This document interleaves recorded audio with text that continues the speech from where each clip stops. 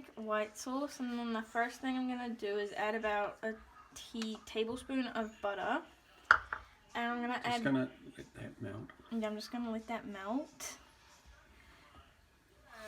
The butter is bubbling. I'm gonna add about a tablespoon of, well, a bit of onion, and this is optional.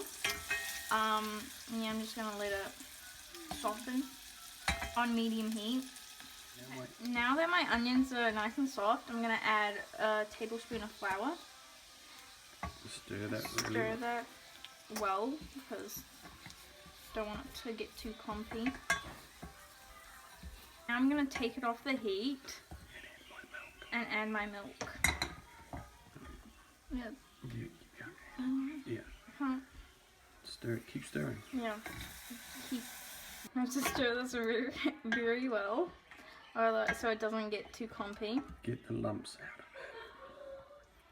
of it. Okay, this looks like a good consistency, and I'm gonna put in the salt and pepper. Pinch of salt and a bit of pepper.